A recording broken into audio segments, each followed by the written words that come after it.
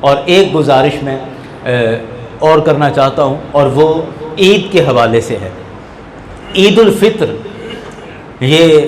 عید کا موقع ہے، خوشی کا موقع ہے، اور تمام مسلمانوں کو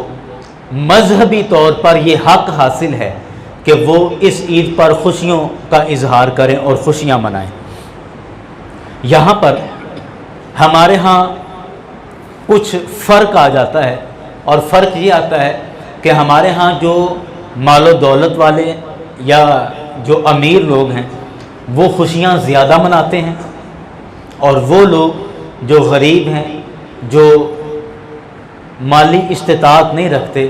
وہ عید کی خوشیوں میں اس طرح شامل نہیں ہو پاتے جس طرح کہ ہمارا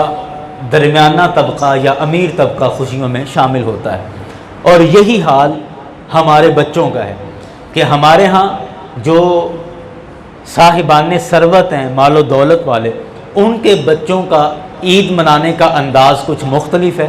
اور دوسری طرف دیکھتے ہیں کہ ہمارے جو غریب گھر ہیں ان کے بچوں کے عید منانے کا انداز کچھ مختلف ہے۔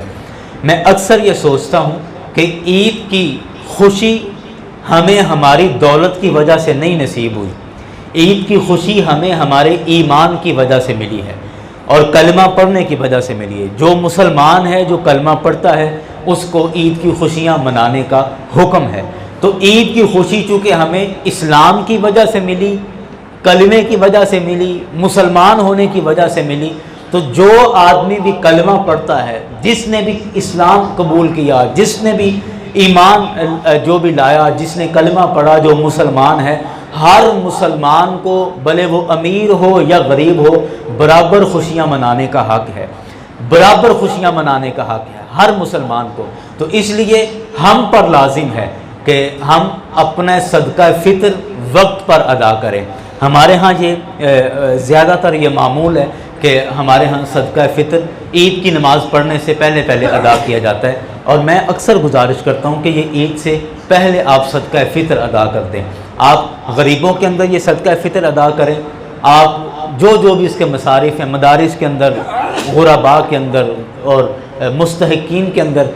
یہ صدقہ فطر ان کو بر وقت ادا کریں تاکہ وہ ہمارے ساتھ عید کی خوشیوں میں شامل ہو جائیں۔ اور ایک گزارش میں ہر سال کیا کرتا ہوں، اور ہر عید پر جہاں مجھے موقع ملتا ہے بات کرنے کا میں کرتا ہوں، کہ اگر دیکھیں اس سال ایوریج یہ ہے کہ ایک بچے کی شاپنگ اگر ہم اس کا سوٹ اور اس کا جوتا اور ایک بچے کے مکمل کریں تو میرا یہ اندازہ تقریباً 4 سے 5 ہزار روپے کا خرچہ ایک بچے پر آتا ہے۔ اور اگر میرے 4 بچے ہیں یا 5 بچے ہیں تو اس کا مطلب میں نے 20 سے 25 ہزار روپے کی صرف اپنے بچوں کو شاپنگ کروا کے دی ہے عید کے لیے، اور اپنے والدین کی اور اپنی بیوی کے لیے یہ ایک الگ بات ہے۔ تو ہم کل ملا کر دیکھیں تو 25 سے 30 ہزار روپے کی ہم شاپنگ کر رہے ہیں اپنے بچوں کے لیے۔ تو میں سمجھتا ہوں کہ جہاں میں اپنے 4 بچوں یا 5 بچوں کے لیے عید کی مکمل شاپنگ کر کے دے رہا ہوں تو حق بنتا ہے کہ اپنے گلی، اپنے محلے میں، اپنے معاشرے میں جو غریب لوگ ہیں، جو مستحق ہیں، کم از کم ان میں سے کسی ایک بچے کو تو عید کی شاپنگ کروا کے دیں۔ یہ ہم اپنی ذمہ داری سمجھیں کہ اگر میں اپنے 5 بچوں کو، 4 بچوں کو، 6 بچوں کو عید کی شاپنگ کروا کے دے رہا ہوں تو ہمارے ذہن میں ہونا چاہیے کہ کم از کم کسی ایک مستحق بچے کو عید کی میں مکمل شاپنگ کروا کے دوں گا۔ اور پھر میں کہتا ہوں کہ یقین کریں کہ جب آپ کسی کو اس طرح معاونت کر کے، مدد کر کے جب عید کی خوشیوں میں شامل کریں گے اور اس کے دل میں جو خوشی پیدا ہوگی اور پھر اس کے دل سے جو آپ کے لیے دعائیں نکلیں گی، میں کہتا ہوں خدا کی قسم وہ آپ لاکھوں روپیہ دے کر بھی وہ خوشیاں نہیں خرید سکتے، وہ دعائیں نہیں خرید سکتے ہیں۔ کہ اس موقع پر جو اس مستحق اور غریب بچے سے